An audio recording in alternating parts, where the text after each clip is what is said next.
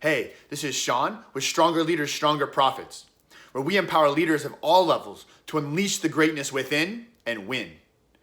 This is part 2 of a 2-part video series. The first part, we covered the first job that you can never delegate as a leader, creating the proper culture. If you haven't seen that, stop now, go back and watch that first.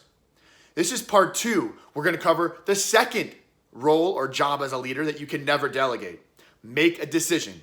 Listen up. This is why you get paid the big bucks. Enjoy.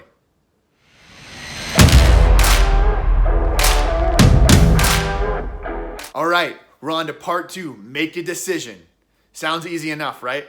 Well, while sometimes it may be simple, it's not always easy, because we're not talking about making any decision. We're talking making the right decision. And sometimes, these decisions can be really fast. Hey, boss, A, B, go B, no problem, right? Little things that, are sort of routine, or don't have big impacts, or are very urgent and there's a time constraint and you just got to make a decision as fast as possible, then sometimes we just got to go with our intuition and experience with limited data and make a decision. That's not really what I'm talking about. I'm talking about big problems. So let me start with a quick story. I was a military officer for a decade, and I led combat soldiers in the conventional infantry and special forces soldiers. And I remember when I showed up as a brand new Green Beret, and I was a captain, I showed up to command my first team.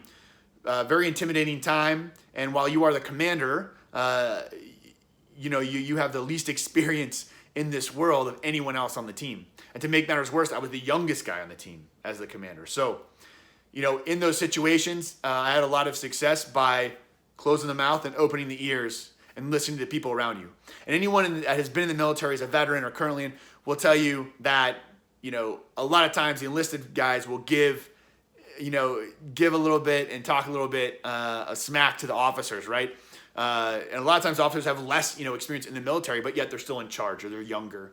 And it especially happens, when you're a brand new officer as a lieutenant, maybe a captain, major, that sort of thing, until you get to be a senior officer. But here's what I'll tell you what I found after 30 months deployed and 22 months in combat. Doesn't matter how old you are, if you're in charge and you're the commander, when the rubber meets the road, when bullets start to fly, guess who everybody looks at? Because this is your time to shine. When it comes time to make a decision, you cannot delegate this to anyone else. Now it's time for you to open up your mouth and take charge. So, let's get right into it. I'm going to show you, again, an 8-step framework that I like to teach to my clients and I think is a good place to start to create a problem-solving methodology within your organization. So first, step 1, restate the problem. Albert Einstein has a famous quote where he says, if you gave me 1 hour to solve a problem that my life depended on, I would spend 55 minutes of that time defining the problem and 5 minutes solving it. So what this tells us, right, is that defining the problem should take the majority of your time. And you'll see here that really defining and rooting out what the problem is going to take up over half your time a lot of the time. But it's important, and you'll be able to make a better decision if you do that. So you need to be able to restate this problem in your own words and really understand what you're being asked to do, either by your higher organization or by a client, right? Or just in the market, you say, I need to do this project. What are we really trying to do here? What are we really trying to accomplish? What does success look like? So restate the problem is step 1. Step 2, identify variables and resources. Well, your number 1 resource is people, right? So here, again, what I'm imploring you to do is, if you have time with one of these big decisions, is bring as many people on your team into the fold. What I find is that the reason that more leaders don't do this because they don't know how. They're not confident leading a team of people through an effective problem-solving methodology. And so rather than put themselves out there and look silly, they just do it themselves. So learn to use your people and bring them in for a multitude of reasons. 1, they're going to appreciate and respect the fact that you're allowing them to give input into what the team's going to do. 2, it'll allow you to evaluate your junior leaders and see, how do they think?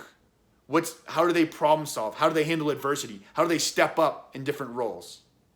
Evaluate your people during this time frame. It's a secondary benefit of bringing them in.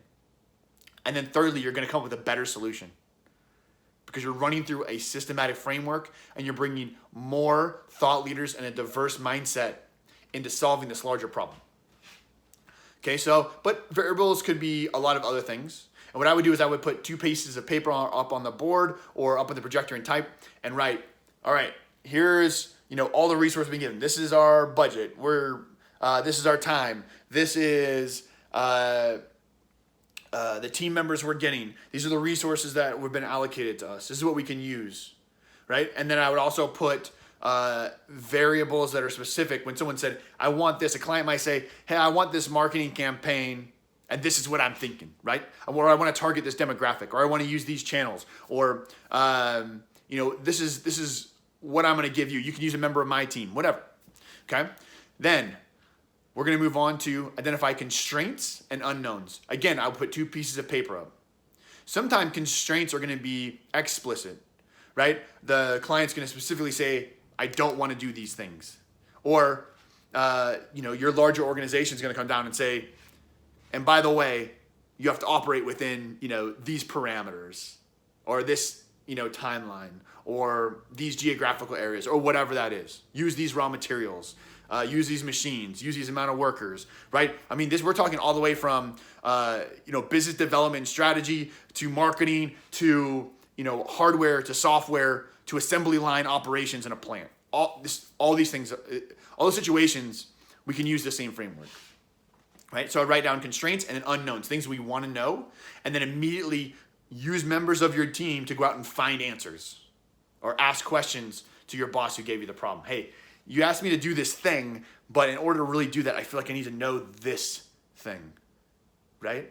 And sometimes it's data, big data, analytics, regression analysis, all this stuff. Sometimes it's simple and you just need a quick phone call. Right, number 4, we need to determine the best problem-solving strategy. So there's a lot of different ways you can say, all right, team, this is how we're actually going to solve this problem now. What I recommend is to identify some junior leaders and give them a small group, maybe 2 to 5 or 6 people, depending on how big your group is, and divide them up into 2 to 3 planning cells or course of action development teams. And then what you're going to do is, as a group, you're going to say, oh, look, here's just brainstorm out, boom. Here's all the different ways we can possibly solve this problem, we think, right now, right? And then you're going to start picking out and say, all right, I want you guys to look at this option and these variables, and I want this team to look at this and this team look at that. So make sure they come up with the separate and distinct options, but find the best options given those parameters, right? So after that, we're going to implement this strategy and do course of action development, okay? They're going to go out in their teams. They're actually going to plan it out. And then they're going to come back and we're going to do evaluate and compare courses of action. Now, those are 2 different things. So what you're going to do is have each team come up and present and say, all right, this is our plan.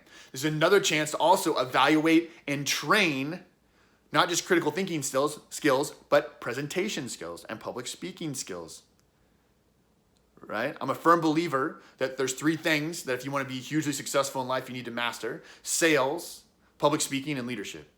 Well, we can hammer out, right, all of those. They're going to sell their plan, they're going to communicate and speak publicly, and they're going to lead their team. Boom, you're training your people and you're developing your talent inherently in this system. But let's get back to, right, getting up, they're going to brief their plan. And they're going to poke holes in it and say, all right, these are the good things about the plan, these are the bad things about the plan. Don't, when they're briefing, compare any plans. Wait till the whole thing's done, then look at the criteria that you as a leader establish and say, here are the things that are most important. It's most important for sales conversions. It's most important for impressions. It's most important for lowest cost of goods sold, for net margin, whatever that's going to be, right? And you're going to evaluate and determine what the best course of action is. So this is our 7th step. Make a decision. This is where you shine.